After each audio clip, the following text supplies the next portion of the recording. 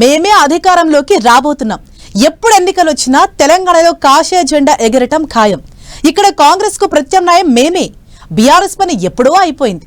BJP నేతలు పదే పదే ఇచ్చే స్టేట్మెంట్లివి.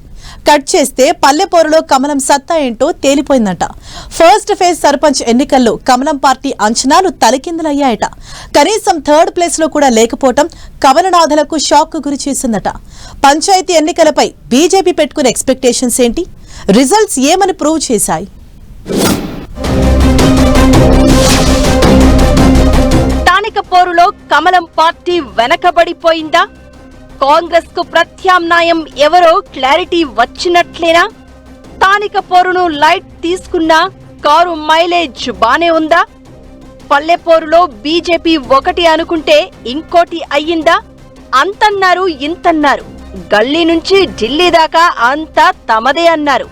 ఢిల్లీలో అధికారంలో ఉండి రాష్ట్ర స్థాయిలో 8 మంది ఎంపీలు, 8 మంది ఎమ్మెల్యేలు, పైగా 2-3 ఎమ్మెల్సీలు ఉన్నా పంచాయతీ పోరులో మాత్రం సత్తా చాటడంలో కమలం లెక్కలు తారుమారయ్యాయట.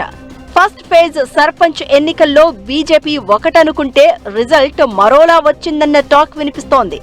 మెజారిటీ గ్రామ పంచాయతీల్లో బీజేపీ మద్దతు ఇచ్చిన సర్పంచ్ అభ్యర్థులు అసలు బరిలోనే లేకపోవడం ఆశ్చర్యానికి గురి చేసిందట. కొన్ని చోట్ల పార్టీ మద్దతు ఇచ్చిన అభ్యర్థులు పోటీలో ఉన్నా పదుల సంఖ్యలోనే ఓట్లు రావడం కూడా చర్చకు దారితీస్తోంది. మరికొన్ని చోట్ల బీజేపీ సానుభూతి పరులు, కార్యకర్తలు, హిందుత్వవాదుల ఓట్ బ్యాంక్ ఉన్నప్పటికీ నాయకత్వ లోపంతోనే సర్పంచ్ పదవులను గెలుచుకోలేకపోయామని క్యాడర్ మదన పడుతోందట. పల్లెల్లో పార్టీ బలపడేందుకు ఉపయోగపడే వార్డు మెంబర్, సర్పంచ్ ఎన్నికలను బీజేపీ ఎంపీలు, ఎమ్మెల్యేలు అంత సీరియస్ గా తీసుకోలేదని అసంతృప్తితో రగిలిపోతున్నారట. మామూలుగా అయితే లోకల్ బాడీ ఎన్నికల్లో అధికార పార్టీదే అప్పర్ హ్యాండ్ ఉంటుంది. అందుకు తగ్గట్లే ఫస్ట్ ఫేజ్ సర్పంచ్ ఎన్నికల్లో మెజారిటీ స్థానాల్లో కాంగ్రెస్ మద్దతుదారులు గెలిచినట్లు స్పష్టమవుతోంది. అయితే సర్పంచ్ ఎన్నికలను బీఆర్ఎస్ లైట్ తీసుకున్నప్పటికీ సెకండ్ ప్లేస్ లో నిలవడంతో గులాబీ లీడర్లు హ్యాపీగా ఫీల్ అవుతున్నారట. లోకల్ లీడర్లు బీఆర్ఎస్ క్యాడర్ ఫైట్ చేసి గెలిస్తేనే రెండో స్థానంలో నిలిచామని, పార్టీ పరంగా తాము సీరియస్ గా తీసుకుని ప్రచారం, అభ్యర్థుల ఎంపిక, మిగతా విషయాలన్నింటిపై ఫోకస్ పెడితే తమకు కూడా అధికార పార్టీతో సమానంగా ఫలితాలు వచ్చేవని లెక్కలు వేసుకుంటోందట కారు పార్టీ. కాంగ్రెస్ కు ప్రత్యామ్నాయం తామే అని ప్రజలు తీర్పు ఇచ్చారని కూడా బీఆర్ఎస్ లీడర్లు చెప్పుకోవడం ఆసక్తికరంగా మారింది. ఇక ఎటొచ్చి బీజేపీ పరిస్థితే గమ్మత్తుగా తయారైందట. కనీసం థర్డ్ ప్లేస్ లో కూడా నిలవకపోవడం ఆ పార్టీకి మింగుడు పడడం లేదట. ఇండిపెండెంట్ల కంటే బీజేపీ గెలిచిన స్థానాలు చాలా తక్కువగా ఉండడం చర్చనీయాంశంగా మారింది. 8 మంది ఎంపీలు, 8 మంది సిట్టింగ్ ఎమ్మెల్యేల నియోజకవర్గాల్లో కూడా మొదటి విడత సర్పంచ్ ఎన్నికల్లో కమలం పార్టీ చెప్పుకోదగ్గ ఫలితాలు రాబట్టలేకపోయిందట. తమ నియోజకవర్గాల్లో పట్టు కోసమైనా ఎంపీలు, ఎమ్మెల్యేలు గట్టి ప్రయత్నం చేయలేదన్న గుసగుసలు వినిపిస్తున్నాయి.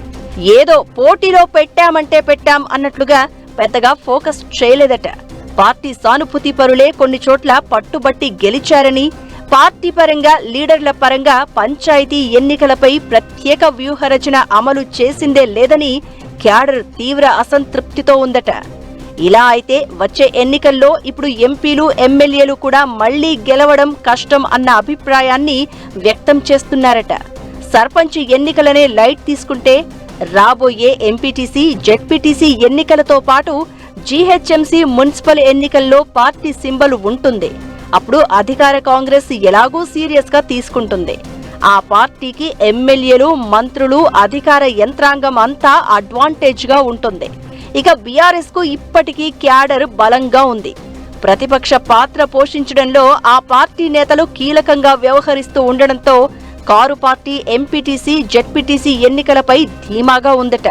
ఇక బీజేపీ స్టేట్ చీఫ్ రామచంద్రరావుకే రాబోయే ఎంపీటీసీ, జెడ్పీటీసీ ఎన్నికలు అతిపెద్ద సవాల్గా మారాయి అన్న టాక్ నడుస్తోంది.